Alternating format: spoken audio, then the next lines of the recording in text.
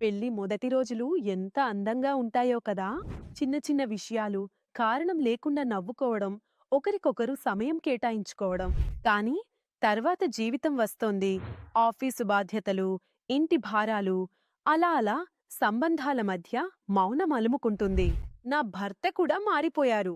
తప్పు కాదు, కేవలం అలసిపోయారు. ఆఫీసు నుంచి వచ్చేవారు, మొబైల్ చూస్తారు, భోజనం చేస్తారు, అంతే. ముందులా మాటల్లేవు, ఆ చిరునవ్వు లేదు, పాత ఉత్సాహం, ఆవేశం కూడా లేదు. ఇది కేవలం నా సమస్య కాదు, ఆయనకు ఇదే సమస్య అని నేనర్థం చేసుకున్నాను.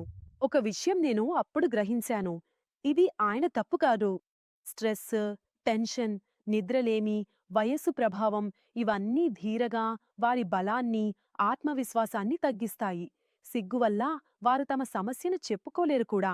ఒకరోజు నేను నాకే అనుకున్నాను, నేనాయనకు తోడుగా నిలబడకపోతే మరెవరు నిలబడతారు?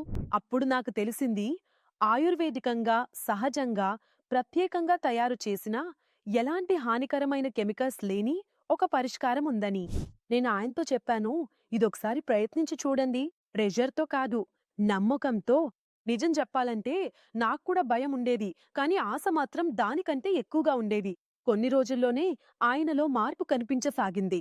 ఆయన అలసట తగ్గింది, మాటలు మళ్ళీ రావడం మొదలయ్యాయి, ఆయన ఆత్మవిశ్వాసం మళ్ళీ బలపడింది.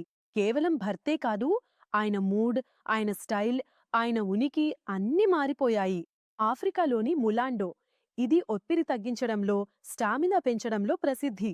అశ్వగంధ, ఇది ఒత్తిడిని తగ్గిస్తుంది. కొంచ్బీజు, ఇది టైమింగ్ మరియు కంట్రోల్ను మెరుగుపరుస్తుంది.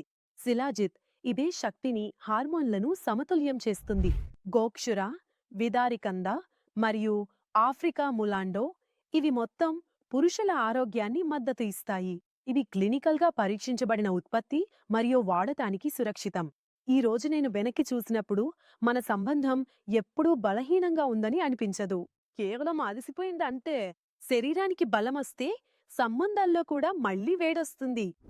మీరు కూడా మీ సంబంధాల్లో ఆ ప్రేమ, ఆ ఉత్సాహం, ఆ దగ్గరితనం మళ్ళీ రావాలని కోరుకుంటే క్లినికల్గా పరీక్షించబడిన ఉత్పత్తి ఒక నిజాయితీ గల ప్రయత్నం కావచ్చు.